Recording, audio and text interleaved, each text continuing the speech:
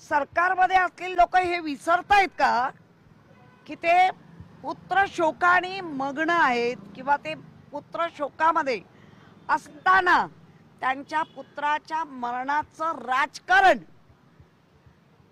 ज्या गोष्टीवर करतायत काय, तर ते सगळ्यांना माहिती आहे ते राजकारण काय करतायत। आज आमच्या बाळासाहेबांच्या स्मृतीतळावर गेले, चला हे तर नक्की झालं की बाळासाहेबांशिवाय ह्यांचं पान महाराष्ट्रात हलू शकत नाही। आणि ज्या स्मृतीस्थळावर बाळासाहेबांच्या गेले त्यांच्या मुलाचं किंवा त्यांच्या पुतण्यांचं अख्ख्या महाराष्ट्रात देशात कसं नाव खराब होईल याच्याकडे लागलेले आहेत। अरे सत्ता बत्ता पैसा सगळं तुमच्याकडे, जे कोणी आहेत ते शोधून आणा।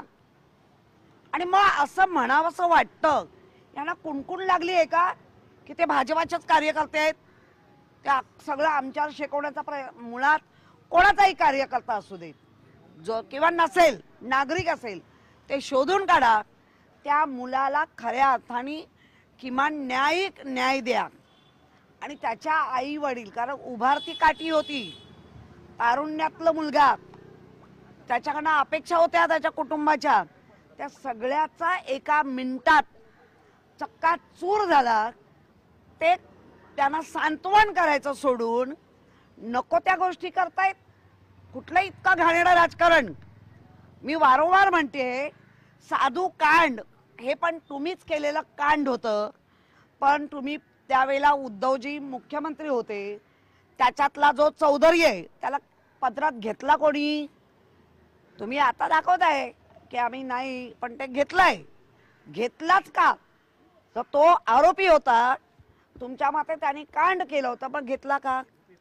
म्हणजे तुम्ही जे कराल ते सगळं बरोबर आणि कुठूनही, म्हणजे सकाळी आपण जेव्हा उठतो ना, कराग्रे वसते लक्ष्मी करमध्ये सरस्वती करमुले तू गोविंदम प्रभाते करदर्शनम, असं आपल्याला आपल्या गुरुनी आपल्या आई वडिलांनी शिकवलं।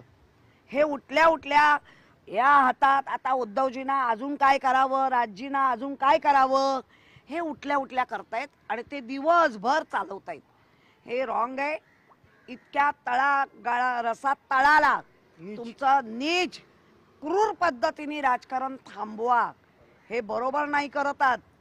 म्हणून आज अटल बिहारी वाजपेयींच्या दर्शनाने आम्ही हेच सांगू, जे कोणी हे बिघडलेले कार्टे आहेत भाजपात त्यांना जरा सुबुद्धी द्या, कारण तुम्ही अतिशय उच्च असं भाजपाचं एक नेतृत्व आणि तुम्ही ते भाजप तेवढा उंच नेऊन ठेवलाय।